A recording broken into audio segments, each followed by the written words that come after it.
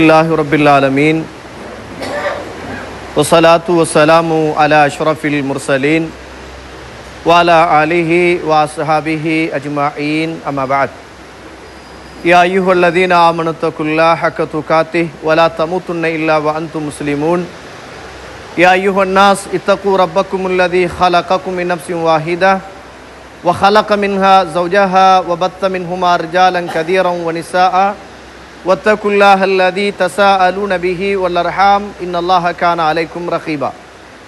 يا ايها الذين امنوا اتقوا الله وقولوا قولا سديدا يصلح لكم اعمالكم ويغفر لكم ذنوبكم ومن يطع الله ورسوله فقد فاز فوزا عظيما. فان اصدق الحديث كتاب الله وخير الهدي هدي محمد صلى الله عليه وسلم وشر الأمور محدثاتها وكل محدثة بدعة وكل بدعة ضلالة وكل ضلالة في النار. اللهم صل على محمد وعلى آل محمد كما صليت على إبراهيم وعلى آل إبراهيم إنك حميد مجيد. எல்லாம் வல்ல அல்லாஹ்வுடைய திருநாமம் போற்றி ஆரம்பம் செய்கின்றேன். சலாத்தும் சலாமும் இறை தூதர் இறுதி தூதர் நபி முஹம்மத் ஸல்லல்லாஹு அலைஹி வஸல்லம் அவர்கள் மீதும் அவருடைய வாழ்க்கை வழிமுறைகளை இந்த உலகத்திலே பின்பற்றி வாழ்ந்த உத்தம சஹாபாக்கள், தொடர்ந்தவர்கள், துயர்ந்தவர்கள், இன்ஷா அல்லாஹ் கியாமத்துடைய நாள் வருகின்ற வரைக்கும் தூய்மையான இஸ்லாத்திலே வாழ்ந்து தூய்மையோடு மரணிக்க வேண்டும் என்ற நல்ல உள்ளங்கள் கொண்ட ஆண்கள், பெண்கள், வாலிபர்கள், வயோதிபர்கள், குறிப்பாக என்னையும் உங்களையும் ஈண்டெடுத்து எனக்கும் உங்களுக்கும் அறிவையும் அன்பையும் நேசத்தையும் பாசத்தையும் ஊட்டி வளர்த்துவிட்டு இப்போது என்னையும் உங்களையும் விட்டு மறைந்து மண்ணறைகளிலே வாழ்ந்து கொண்டிருக்கின்ற என்றைக்குமே மறக்க முடியாத என்னையும் உங்களையும் பெற்றெடுத்த தாயும் தந்தையும் மீதும் இந்த மண்ணுக்கு மேலே வாழ்ந்து கொண்டிருக்கின்ற என்னையும் உங்களையும் பெற்றெடுத்த தாயும் தந்தையும் மீதும் அல்லாஹ்வுடைய அருளும் அன்பும் பாவ மன்னிப்பும் நரகத்தின் விடுதலையும் என்றென்றும் உண்டாக வேண்டும் என்ற இனிய பிரார்த்தனையோடு ஆரம்பம் செய்கின்றேன். கண்ணியத்திற்கும் பெருமதிப்புக்கும் உரிய இஸ்லாமிய சகோதரர்களே, வாலிபர்களே, அல்லாஹ்வுடைய நல்லடியார்களே, நானும் நீங்களும் தனிமை, கூட்டம், குடும்பம் எதுவாக இருந்தாலும் என்னையும் உங்களையும் படைத்து என்னுடைய உள்ளத்திலும் உங்களுடைய உள்ளத்திலும் மறைத்து வைத்திருக்கிற அத்துணையையும் மறைந்து கொண்டு அவதானித்து கொண்டு கேட்டுக்கொண்டு பார்த்து கொண்டிருக்கின்ற அந்த ரப்புல் ஆலமீனை எல்லா சந்தர்ப்பத்திலும் பயந்து நடந்து கொள்ளுமாறு முதலில் அடியேனுக்கும் அடுத்ததாக தாங்களுக்கும் இறை தூதர் இந்த மானிட சமூகத்துக்கு யாபகமூட்டிய அந்த இறையச்சத்தை எனக்கும் உங்களுக்கும் யாபகமூட்டியவனாய் ஆரம்பம் செய்கின்றேன். கண்ணியத்துக்குரிய இஸ்லாமிய உறவுகளே, அல்லாஹ்வுடைய நல்லடியார்களே, இந்த உலகத்தில் அல்லாஹு தாலா பல்லாயிரக்கணக்கான நபிமார்களை இந்த உலகத்திலே அல்லாஹு தாலா அனுப்பினான். ஏன் அனுப்பினான், எதற்காக அனுப்பினான் என்று கேட்டால், அனி அபுதுல்லா வஜ்தனிபுத் தாகுத், அல்லாஹுவை வணங்க வேண்டும். இந்த உலகத்தில் அல்லாஹ் அல்லாத வணங்கப்படுகிற எந்த ஒன்றும் வணங்கப்படக்கூடாது என்பதை அந்தந்த சமூகத்துக்கு அச்சமூட்டி எச்சரிக்கை செய்து அல்லாஹுவின் பக்கம் அவர்களை அழைப்பு விடுப்பதற்காக அல்லாஹு தாலா ஒவ்வொரு சமூகத்துக்கும் பல்லாயிரக்கணக்கான நபிமார்களை அல்லாஹு தாலா அனுப்பினான். அந்த நபிமார்கள் இந்த உலகத்திலே வந்து செய்த முதலாவது பணி என்ன என்று கேட்டால், லா இலாஹ இல்லல்லாஹ், அல்லாஹுவை நீங்கள் வணங்க வேண்டும், அல்லாஹ் அல்லாத எந்த ஒன்றையும் நீங்கள் வணங்கக்கூடாது என்ற பிரச்சாரத்தை இந்த உலகத்தில் முதல் பணியாக அவர்கள் செய்தார்கள்.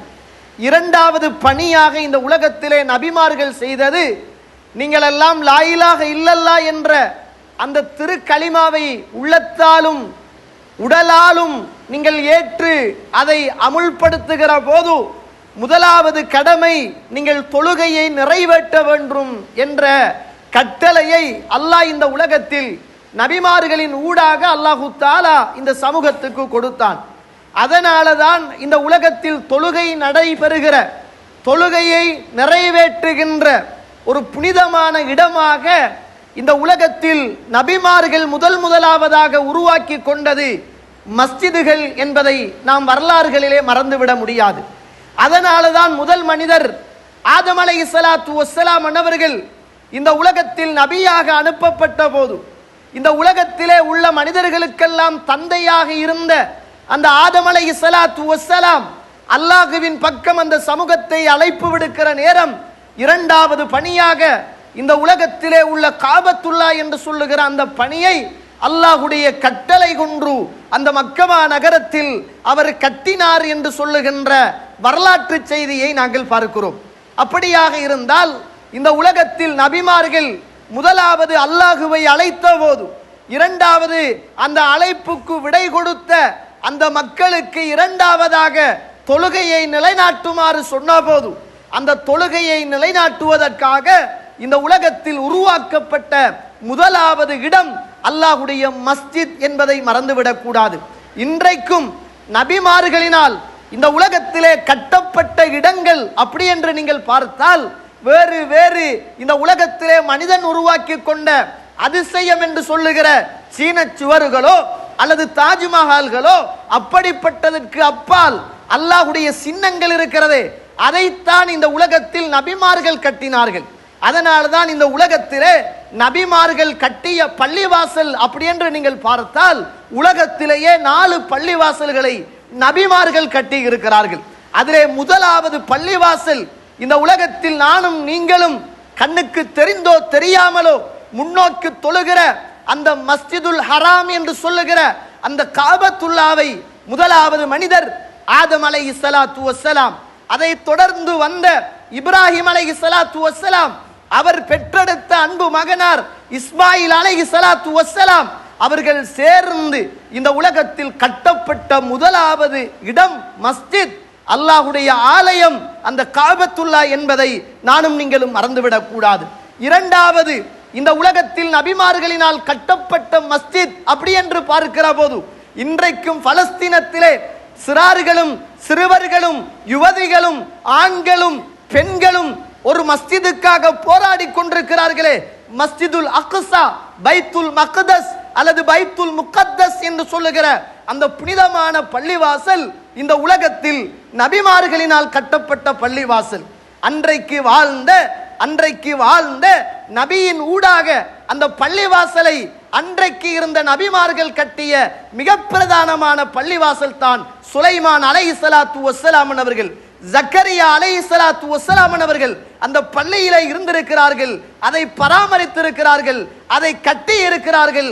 அந்த பள்ளியில தான் மரியம் அலைஹிஸ்ஸலாத்து வஸ்ஸலாம் அவர்கள் தனக்கு என்று ஒரு இருப்பிடத்தை எடுத்துக்கொண்டார்கள். அந்த காலத்தில் அந்த பள்ளிவாசலை நிர்வாகம் செய்கின்ற பொறுப்பை ஜக்கரியா அலைஹிஸ்ஸலாத்து வஸ்ஸலாம் அவர்கள் தன்னுடைய கரத்துக்குள்ளே வைத்திருந்தார்கள். அதன் ஊடாகத்தான் மரியம் அலைஹிஸ்ஸலாத்து வஸ்ஸலாம் அவர்கள் அன்றைக்கு பள்ளிவாசலிலே நேர்ந்து விடப்படுகிற போது அவருக்கு தனியான ஒரு மெஹராப் தனியாக்கப்பட்டு அந்த மெஹராபிலே மரியம் அலைஹிஸ்ஸலாத்து வஸ்ஸலாம் அவர்கள் வளர்ந்தார்கள் என்று சொல்லுகிற வரலாற்று செய்தியை நாங்கள் பார்க்கிறோம். மூன்றாவது இந்த உலகத்திலே கட்டப்பட்ட மஸ்ஜித் அப்படி என்று பார்க்கிற போது அல்லாஹ்வுடைய தூதர் மக்காவிலே இருந்து அந்த மக்காவை துறந்து மதீனாவுக்கு போன போது மதீனாவிலே ரசூலுல்லாஹ் ஸல்லல்லாஹு அலைஹி வஸல்லம் அவர்கள் தன்னுடைய சொந்த சல்லியிலே ஒரு இடத்தை வாங்கினார்கள். அந்த இடத்திலே அல்லாஹ்வுடைய தூதர் முதலாவது பள்ளிவாசலாக மஸ்ஜிதுல் குபாவை அல்லாஹ்வுடைய தூதர் கட்டினார்.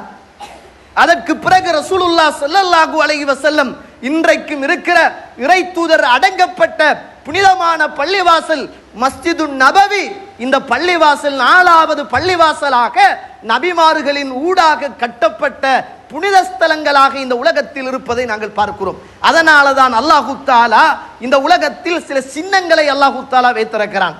அந்த சின்னங்களை எல்லாம் யார் கண்ணியப்படுத்துகிறார்களோ அது அவர்களுடைய உள்ளத்திலே இருந்து வருகிற இறையச்சத்தின் வெளிப்பாடு அப்படி என்று அல்லாஹு தஆலா அல் குர்ஆன் சூரத்துல் ஹஜ் 22வது அத்தியாயத்தின் 32வது வசனத்திலே அல்லாஹு தஆலா சொல்லுகிற போது இந்த உலகத்திலே யாரல் வமை யுஅzzim ஷஆயிரல்லாஹ் ஃபஇன்னஹா மின் தக்வல் குலூப், அல்லாஹ்வுடைய சின்னங்களை யார் கண்ணியப்படுத்துகிறார்களோ அது அவருடைய உள்ளத்திலே இருக்குகின்ற இறையச்சத்தின் வெளிப்பாடு அப்படி என்று சொல்கிறான். பள்ளிவாசல் இந்த உலகத்திலே இருக்குகின்ற அல்லாஹ்வுடைய சின்னங்கள், மஸ்ஜிதுல் ஹராம் இந்த உலகத்திலே இருக்குகின்ற அல்லாஹ்வுடைய சின்னங்கள், நானும் நீங்களும் இருக்குகின்ற முஹர்ரம் மாதம் அல்லாஹ்வுடைய சின்னங்கள், நானும் நீங்களும் ஹஜ்ஜுக்கு போனால் கல்லறிகின்ற ஜம்ராக்கள் அல்லாஹ்வுடைய சின்னங்கள், சஃபா மர்வா அல்லாஹ்வுடைய சின்னங்கள், ஹிஜ்ரே இஸ்மாயில் அல்லாஹ்வுடைய சின்னங்கள், பைத்துல் மக்தஸ் அல்லாஹ்வுடைய சின்னங்கள். இந்த உலகத்திலே அல்லாஹ்வுடைய சின்னங்கள் இருக்கிறது. அதை ஒரு மனிதன் கண்ணியப்படுத்துவான்.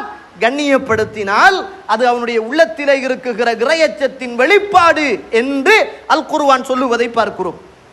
அது இலங்கை திருநாட்டில் இருந்தாலும் சரி அல்லது வெளிநாட்டில் இருந்தாலும் சரி, ஆலயம் என்பது, மஸ்ஜித் என்பது, சுஜூது செய்கிற இடம் என்பது இந்த உலகத்திலே உள்ள யாருக்கும் சொந்தமானது அல்ல. அது அல்லாஹுக்கு சொந்தமானது. அதை இந்த உலகத்திலே நிர்வாகம் செய்வது என்பது அது அல்லாஹு தஆலா இந்த உலகத்திலே சில நபர்களை அல்லாஹு தஆலா யாரு அப்படிப்பட்ட மஸ்ஜிதுகளை நிர்வாகம் செய்ய வேண்டும் என்று அல்லாஹ் சொல்லுகிற நிபந்தனையின் அடிப்படையில தான் இந்த உலகத்தில் ஒரு நிர்வாகம் கட்டமைக்கப்பட வேண்டும் என்பதை குர்ஆனும் சுன்னாவும் சொல்கிறது. அதனால தான் ரசூலுல்லாஹ் ஸல்லல்லாஹு அலைஹி வஸல்லம் அவர்கள் சொன்னார்கள், முஸ்லிமிலே அரபு இலக்கத்திலே 671வது செய்தியாக பதிவு செய்யப்பட்டிருக்கிறது, அஹப்புல் பிலாதி இலல்லாஹி மசாஜிதுஹா. இந்த உலகத்திலே உள்ள இடங்களிலே, ஊர்களிலே அல்லாஹுக்கு மிகவும் நேசத்துக்குரிய, விருப்பத்துக்குரிய இடம் என்றால் அது மஸ்ஜிது. வஅபுகலுல் பிலாதி இலல்லாஹி. இந்த உலகத்திலே உள்ள அல்லாஹுக்கு மிகவும் விருப்பமான ஒரு இடம், வெறுப்பான ஒரு இடம் என்றால் அஸ்வாக்குஹா, அது கடைத்தெருக்கள் என்று அல்லாஹ்வுடைய தூதர் சொன்னார்கள். இந்த உலகத்தில் அல்லாஹுக்கு மிகவும் விருப்பமான ஒரு இடம் இருக்குமாக இருந்தால் அது அல்லாஹ்வுடைய மஸ்ஜித்.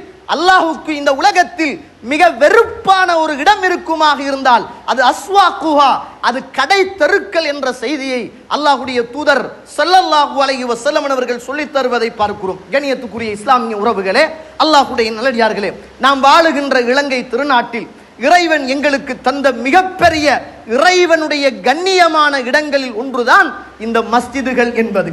அதுவும் குர்ஆன் சுன்னா பேசப்படுகிற, குர்ஆன் சுன்னாவுக்காக உருவாக்கப்படுகிற அல்லது குர்ஆன் சுன்னாவின் போராட்டத்தின் அடிப்படையில் எங்களுக்கு கிடைத்திருக்கின்ற பள்ளிவாசல் என்பது அது அல்லாஹு தஆலா நமக்கு தந்த மிகப்பெரிய அருட்கொடை என்பதை நானும் நீங்களும் மறந்துவிடக் கூடாது.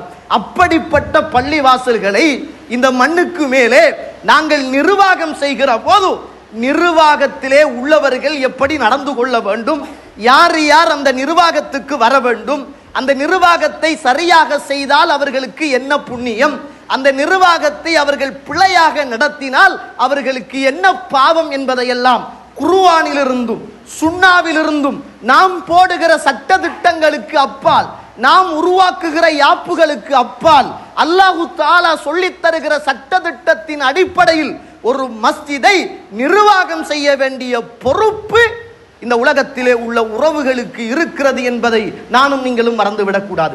யாருடைய வெறுப்புகளையும் விருப்பங்களையும் தீர்மானிக்கின்ற இடம் இந்த மஸ்ஜிது அல்ல. யார் மீது கொண்ட காழ்ப்புணர்ச்சியையும் யார் மீது கொண்ட பாசத்தையும் உரசி பார்க்கிற இடம் இந்த மஸ்ஜிது அல்ல. யார் மீதும் பழிவாங்குதலையும் யார் மீதும் கண்ணியத்தையும் திணிக்குகின்ற அல்லது குறைக்குகின்ற ஒரு இடம் இந்த மஸ்ஜிது அல்ல என்பதை நானும் நீங்களும் புரிந்து கொள்ள வேண்டும். வீட்டு நிர்வாகம், பாடசாலை நிர்வாகம், ஊருடைய அபிவிருத்தி நிர்வாகம், இது எப்படி வேண்டுமானாலும் இருக்கலாம், அது நாங்களாக உருவாக்கி கொண்டது. ஆனால் மஸ்ஜிது என்பது நாம் நினைப்பதை போல அந்த மஸ்ஜிதுடைய நிர்வாகிகள் இருந்துவிடக் கூடாது. அப்படிப்பட்டவர்கள் தெரிவு செய்யப்படவும் கூடாது. அப்படிப்பட்டவர்களை தெரிவு செய்வது என்பது இந்த சமூகத்துக்கு நாம் செய்கின்ற மிகப்பெரிய துரோகம். அதையும் தாண்டி அல்லாஹ்வுடைய சின்னத்துக்கு நாம் இந்த உலகத்தில் கண்ணியம் கொடுக்காமல் அதை சீரழிக்குகின்ற குற்றத்துக்கு நாம் உள்ளாகி விடுவோம் என்பதை மறந்துவிடக் கூடாது. முதலாவதாக அபூதர் ரலியல்லாஹு அன்ஹு அவர்கள் ஒரு தடவை ரசூலுல்லாஹ் ஸல்லல்லாஹு அலைஹி வஸல்லம் அவர்கிட்ட கேட்கிறாங்க. முஸ்லிம்ல 3729வது செய்தியாக முஸ்லிம்ல பதிவு செய்யப்பட்ட செய்தி. அல்லாஹ்வுடைய தூதரே, யா ரசூலுல்லாஹ், என்னை நீங்கள் ஒரு பணிக்காக, ஒரு பொறுப்பை தந்து என்னை நீங்கள் ஒரு யுத்தத்துக்கு ஒரு நபராக தெரிவு செய்யலாமே, அல்லது எனக்கு ஏதாவது ஒரு பதவியை நீங்கள் தரலாமே என்று கேட்டார்கள். அப்போது ரசூலுல்லாஹ் ஸல்லல்லாஹு அலைஹி வஸல்லம் அபூ தர் அல் கிஃபாரி ரலியல்லாஹு அன்ஹு அவர்கள் எவ்வளவு பெரிய நபித்தோழர், எவ்வளவு பேணுதலான நபித்தோழர். இந்த உலகத்தில் பிலால் ரலியல்லாஹு அன்ஹு அவர்களை பார்த்து இப்ன சௌதா, கருப்பியின் மகனே என்று கடுகடுத்து வேதனையின் உச்சகட்டத்தில் பிலாலை ஏசிய போது இறை தூதர் பிலால் ரலியல்லாஹு அன்ஹு அவர்கள் அல்லாஹ்வுடைய தூதரிடத்திலே சொன்னபோது வரச் சொல்லுங்கள் அந்த அபூதர்ரை என்று இறை தூதர் எச்சரித்த நேரமெல்லாம் பிலாலை காணுகின்ற இடத்திலெல்லாம் கட்டாந்தரை மண்ணாக இருந்தாலும் அதிலே படுத்து கிடந்து, பிலாலே உங்களுடைய கருத்த காலை தூக்கி என் கன்னத்தில் அடிங்க பிலால், கன்னத்தில் மிருங்க பிலால் என்ற ஒரு பேணுதலின் உச்சகட்டத்தை இந்த உலகத்தில் பெற்றுக்கொண்ட மாமனிதர் அபூதர் அல் கிஃபாரி. கிஃபார் கோத்திரத்திலே இருந்து பல்லாயிரக்கணக்கான உறவுகளை இஸ்லாத்துக்குள் அழைத்து வந்த மிகப்பெரிய தியாகி. காபாவுடைய சீலைக்குள் உண்ணாமல் இந்த உலகத்தில் பசியோடு இருந்து இறை தூதரை காண வேண்டும் என்று ஜம் ஜம் என்று சொல்லுகிற அந்த நீரை உணவாக இந்த பூமியிலே உண்டு குடித்து இறை தூதரோடு நான் இந்த மண்ணுக்கு மேல் இஸ்லாத்தை ஏற்றுக்கொள்ள வேண்டும் என்று மிகப்பெரிய தியாகம் செய்த அந்த மாமனிதர் அல்லாஹ்வுடைய தூதர்கிட்ட, யா ரசூலுல்லாஹ், என்ன நீங்க ஒரு பதவிக்கு நிமிர்த்தலாமே, எனக்கு ஒரு பதவியை தரலாமே என்ற போது ரசூலுல்லாஹ் சொன்ன வார்த்தை என்ன தெரியுமா? என்ன வார்த்தை சொன்னார்கள் தெரியுமா? யா அபூதர், அபூதர்ரே, இன்னக தஈஃப், நீங்கள் ஒரு பலவீனமான மனிதர், நீங்கள் ஒரு பலவீனமான மனிதர், நீங்க இந்த பதவிக்கு சரி வராது. பதவி என்பது அமானத். அந்த அமானத்து என்பது நாளை மறுமையுடைய நாளையில் இன்ன யௌமல் கியாமத்தி ஹிஸியும் வனதாமா, நாளை மறுமையுடைய நாளையில் இந்த பதவி என்பது உங்களை நிச்சயமாக கேவலத்தின் பக்கமும் இழிவின் பக்கமும் கொண்டு போய் சேர்த்துவிடும்.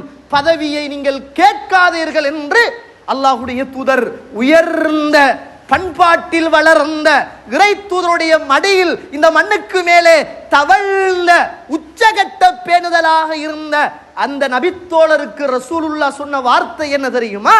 நீங்க பலவீனமான ஆளப்பா, அந்த பதவியை நீங்க கேட்காதங்க. இந்த பதவி என்பது நாளை மறுமையுடைய நாளையில் அது கேவலத்தையும் இழிவையும் உங்களுக்கு கொண்டு வந்து சேர்த்து விடும் என்றுதான் அல்லாஹ்வுடைய தூதர் அபூதர் ரலியல்லாஹு அவர்களுக்கு சொன்னார்களாக இருந்தால், கண்ணியத்திற்குரியவர்களே, நானும் நீங்களும் எம்மாத்திரம் பயப்பட வேண்டும். நானும் நீங்களும் எம்மாத்திரம் பயப்பட வேண்டும். வீட்டு நிர்வாகம் நானும் நீங்களும் குடும்பமும் சேர்ந்து செய்கின்ற நிர்வாகம், ஊர் நிர்வாகம் சமூகத்தோடு சேர்ந்து செய்யப்படுகிற நிர்வாகம், மஸ்ஜித் நிர்வாகம் என்பது ஒவ்வொரு குடிமகனோடும், ஒவ்வொரு விதவையோடும், ஒவ்வொரு ஆண்மகனோடும், ஒவ்வொரு படித்தவனோடும், ஒவ்வொரு பாமர மனிதனோடும், ஒரு ஊர் தலைமையோடு, இந்த உலகத்திலே உள்ள ஏழை செல்வந்தன் பணக்காரன் அத்துணை உறவுகளோடும் சம்பந்தப்பட்டது மாத்திரம் அல்ல தோழர்களே, அல்லாஹுவோடு தொடர்புபட்ட மிகப்பெரிய அமானிதம் தான் இந்த நிர்வாக பொறுப்பு என்பதை நானும் நீங்களும் மறந்துவிடக் கூடாது. அது சாதாரணமானது அல்ல. ஆனால் ரசூலுல்லாஹ் இப்படியும் ஒரு செய்தியை சொன்னாங்க. முஸ்லிமில 3731வது செய்தி, முஸ்லிமிலே பதிவு செய்யப்பட்ட செய்தி. ரசூலுல்லாஹ் சொல்றாங்க, இன்னல் முக்ஸிதீன இந்தல்லாஹி அலா மனாபீரி, நிச்சயமாக இந்த உலகத்திலே உள்ள நியாயமாக நீதியாக நடந்து கொள்ளுகிற, தன்னுடைய குடும்பத்தை நியாயமாக நீதியாக நடத்தாட்டிய, தனக்கு வழங்கப்பட்ட பொறுப்பை நியாயமாக நீதியாக செய்த, இந்த பூமியில் தீர்ப்பு சொல்லுகிற போது அல்லாஹுவை பயந்து தீர்ப்பு சொன்ன இந்த 3 பேரும் நாளை மறுமையில் முத்தான மேடையில் அல்லாஹ்வுடைய வலது பக்கத்தில் இருப்பார்கள் என்றார்கள் ரசூலுல்லாஹ் ஸல்லல்லாஹு அலைஹி வஸல்லம். இந்த பதவி என்பது ஒரு பக்கம் மறுமையின் இழிவையும் கேவலத்தையும் தரும். இந்த பதவியை பெற்றுக்கொண்ட மனிதன் இந்த பதவியை எதிர்பார்க்காமல் கேட்காமல் இறைவனுடைய மஸ்ஜிதுக்காக வேண்டி நான் இன்னாரை மொழிகிறேன், இவர் ஒரு பேணுதலான மனிதர், நல்லவர், வட்டியோடு தொடர்பட்டவர் அல்ல, பாவத்தோடு தொடர்பட்டவர் அல்ல, போதை வஸ்துக்களோடு தொடர்பட்டவர் அல்ல, பிதுஅத்துக்களோடு தொடர்பட்டவர் அல்ல, பதவிக்காக வேண்டி இறைவனின் கண்ணியத்தை சீரழிப்பவர் அல்ல, பட்டங்களும் பதவிகளும் கிடைத்து விட்டது என்பதற்காக மார்க்கத்தின் கடமைகளை விட்டு கொடுக்கிற ஒரு மனிதர் அல்ல. யாருக்கும் பயப்படாமல் இறைவனுக்காக மாத்திரம் பயப்படுகிற ஒரு நல்ல சாலிகான ஏழை எளியவர்களுக்கு உதவி செய்கின்ற, தான தர்மம் கொடுக்குகிற, ஜகாத்து கொடுக்குகிற, தொழுகையை நிலைநாட்டுகிற, மறுமையை ஈமான் கொண்ட நல்ல மனிதர். இவரை நான் முன்மொழிகிறேன். இவர் இந்த மஸ்ஜிதின் நிர்வாகத்துக்கு தகுதியானவர் என்று யாராவது ஒருவரை முன்மொழிந்து அதை நான் செய்வேன் என்ற மன தூய்மையோடு, யாருக்கும் பயப்படாமல், நீதியிலும் நிர்வாகத்திலும் மக்களையும் சேர்த்து கொண்டு மசூராவின் அடிப்படையில் அல்லாஹுக்காக இந்த பொறுப்பை நிறைவேற்றினால் அவர் நாள மறுமையிலே அல்லாஹுடைய வலது பக்கத்தில் முத்தான மேடையில் அவர் இருக்குகின்ற உயர்ந்த பதவியையும் இந்த நிர்வாகம் என்பது அல்லாஹுடைய சன்னிதானத்தில் பெற்றுத்தரும் என்ற இரண்டு சந்தோஷமான கவலையான செய்திகளையும் உள்வாங்கிக் கொண்டுதான் ஒரு நிர்வாக தெரிவுக்கு வருகின்ற உறவுகள் வர வேண்டும்.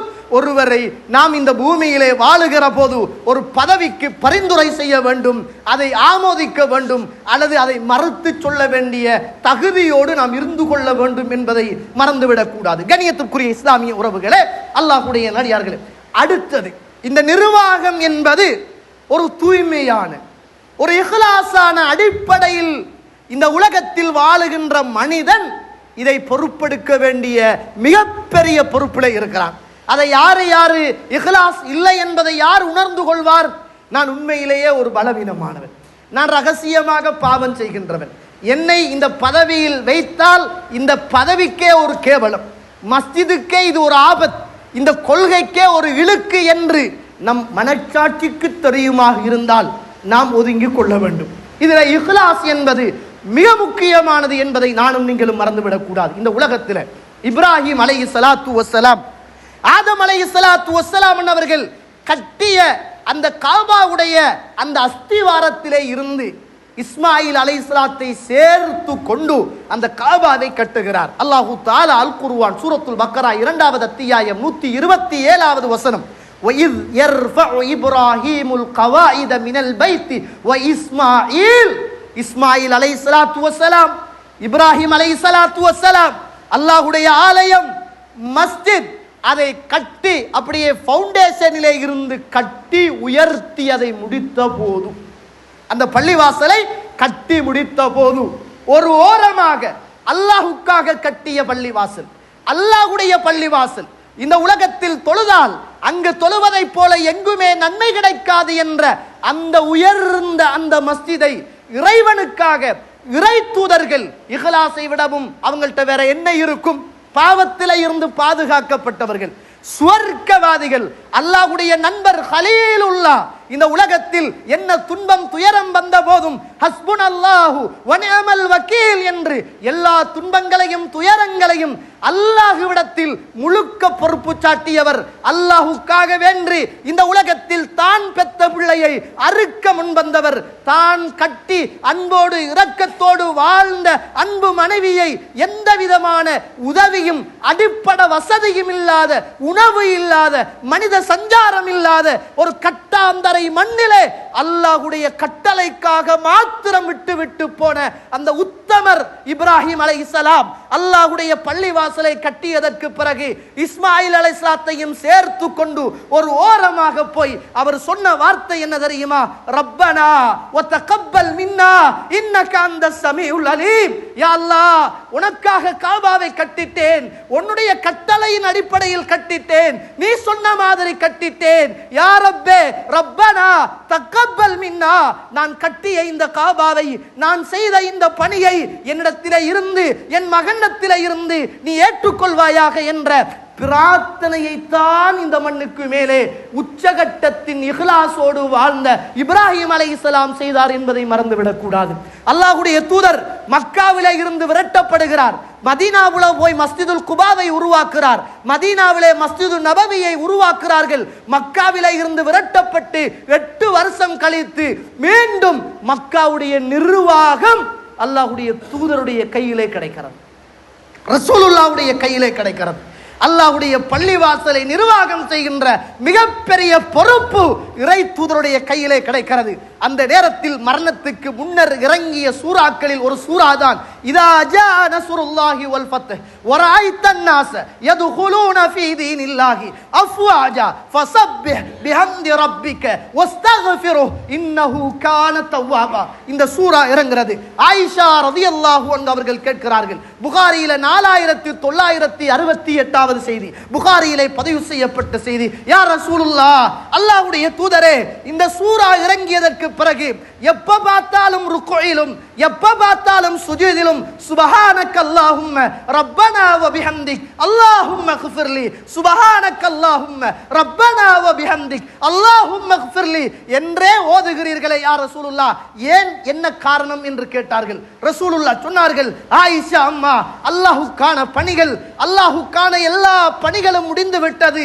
இதற்கு பிறகு என்னுடைய மரணம் மாத்திரம்தான் மிச்சமானது என்பதை இந்த சூரா சூசகமாக சொல்கிறார். அல்லாஹ்வுக்கான காபாவை இந்த பூமியில் அல்லாஹ் தஆலா என்னுடைய கரத்தில் தந்தான். மதீனாவில் இஸ்லாத்தை வளர்த்தான், தாயிஃபில் இஸ்லாத்தை வளர்த்தான், மக்காவில இஸ்லாத்தை வளர்த்தான்.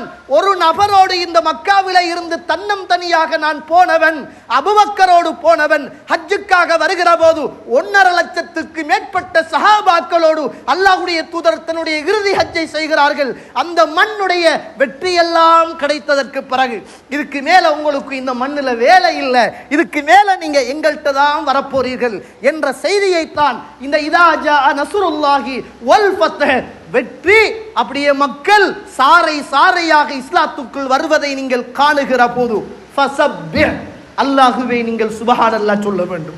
வ பிஹம்திஹ், அல்லாஹ்வை நீங்கள் ஹம்துலில்லாஹ் சொல்ல வேண்டும். வஸ்தக்ஃபிருஹ், அல்லாஹ்விடத்தில் நீங்கள் பாவ மன்னிப்பு கேட்க வேண்டும்.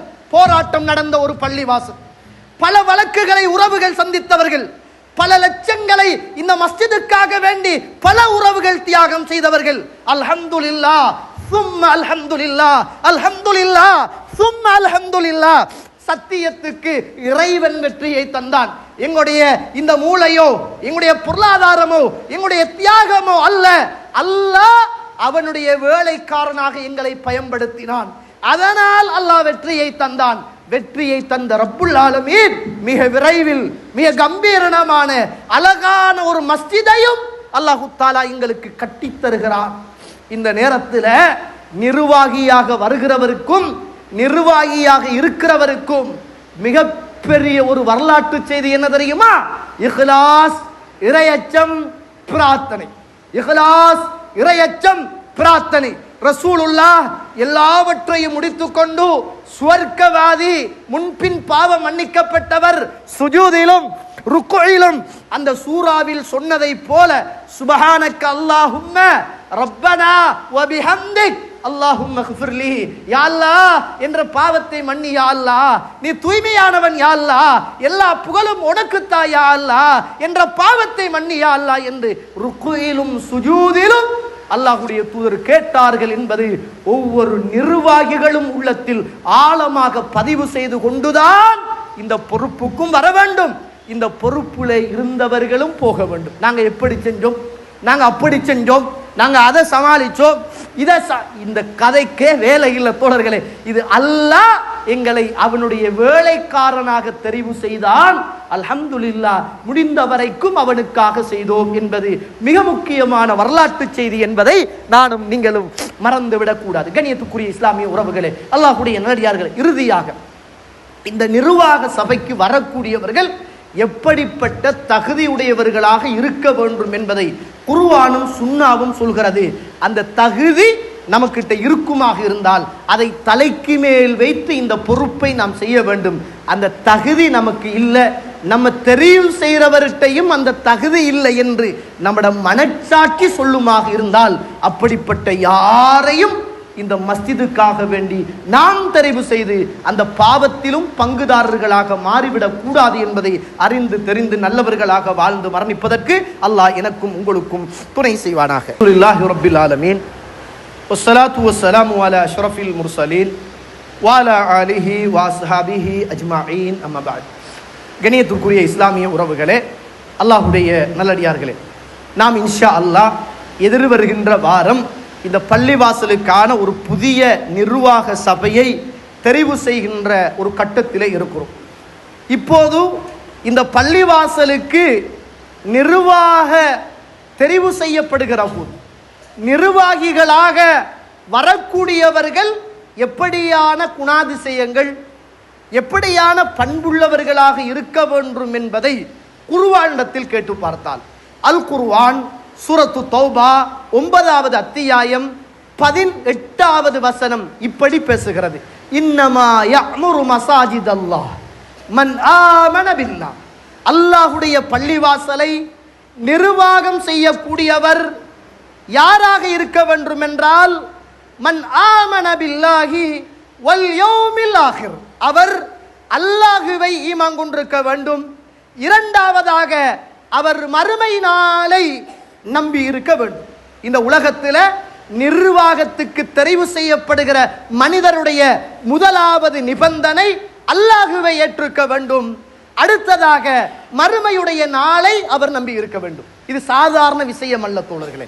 ரசூலுல்லாஹ் சொன்னாங்களே, மங்கான யுமினு பில்லாஹி வல் யௌமில் ஆகிர் ஃபல்யுக்ரிம் தைஃபா. யார் அல்லாஹுவையும் மறுமை நாளையும் ஈமான் கொண்டாரோ அவர் தன்னுடைய விருந்தாளியை கண்ணியப்படுத்தட்டும். மங்கான யுமினு பில்லாஹி வல் யௌமில் ஆகிர் ஃபல்யுக்ரிம் ஜாரா. யார் அல்லாஹுவையும் மறுமையுடைய நாளையும் ஈமான் கொண்டாரோ அவர் தன்னுடைய பக்கத்து வீட்டாரை கண்ணியப்படுத்தட்டும்.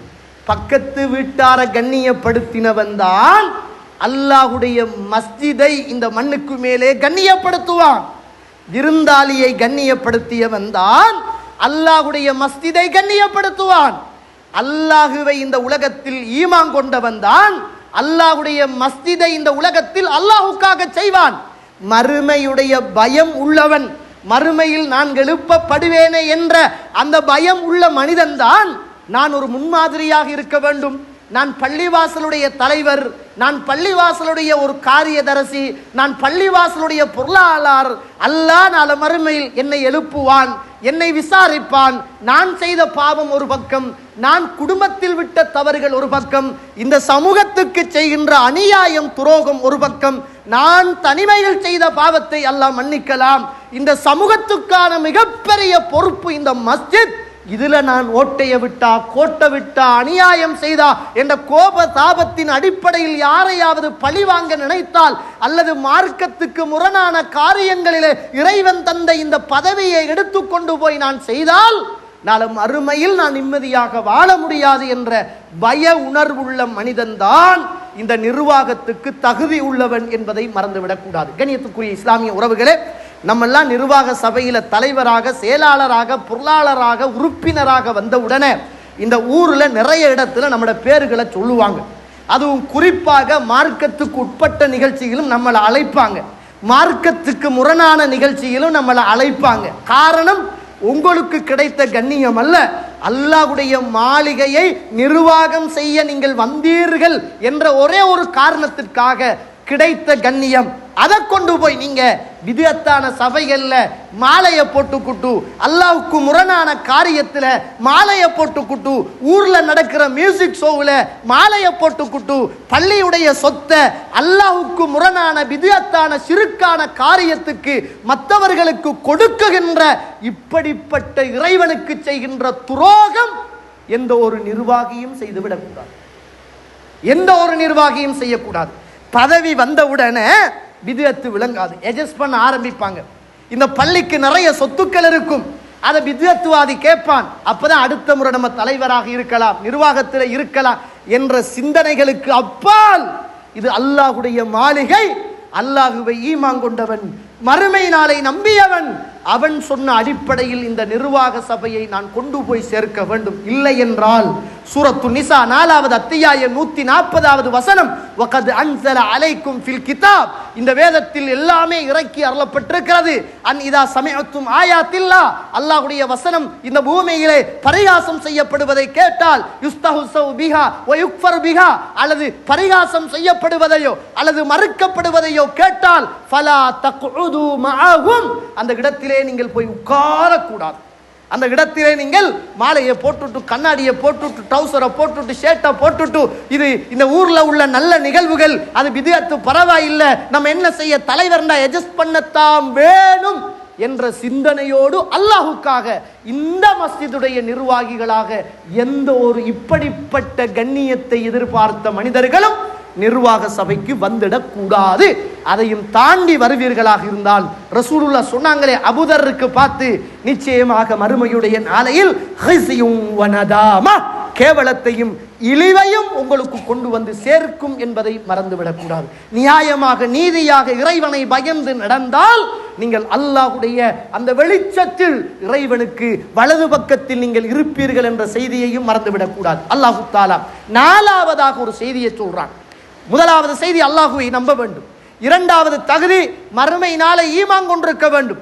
மூன்றாவது வஅகாம ஸலாஹ், அவர் தொழுகையை நிலைநாட்டக்கூடியவராக இருக்க வேண்டும். விட்டு விட்டு தொழுகிறது, சுபஹுக்கு பள்ளிக்கு இல்லாம இருக்கிறது. இந்த உலகத்தில் நீங்களும் நானும் முனாஃபிக்கா இல்லையா என்பதை நாங்க யார்கிட்டையும் கேட்க வேணாம் தோழர்களே, எங்கள்கிட்ட கேட்போம், எங்களோட உள்ளத்திட்ட கேட்போம். சுபகுடைய தொழுகைக்கு இமாம் ஜமாஅத்தோடு நான் கலந்து கொள்கிறேனா?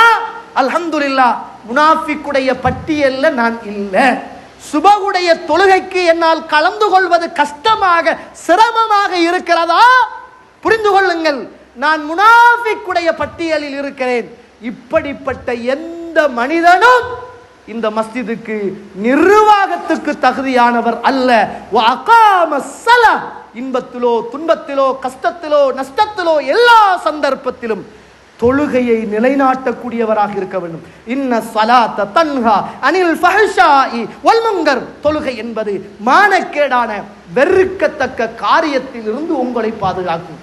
நீங்க வெறுக்கத்தக்க மானக்கேடான காரியத்திலே இருந்து பாதுகாப்பு பெற்ற மனிதனாக இருந்தால்தான் கண்ணியமான இந்த பள்ளிவாசலுடைய தலைவராக உறுப்பினராக நீங்கள் தெரிவு செய்யப்படுவதற்கு தகுதியானவர் என்பதை மறந்துடக்கூடாது. அடுத்தது, எப்படி தொழுகையை நிலைநாட்டுகிறோமோ ஜகாத்து கொடுக்கக்கூடியவர்களாக இருக்க வேண்டும்.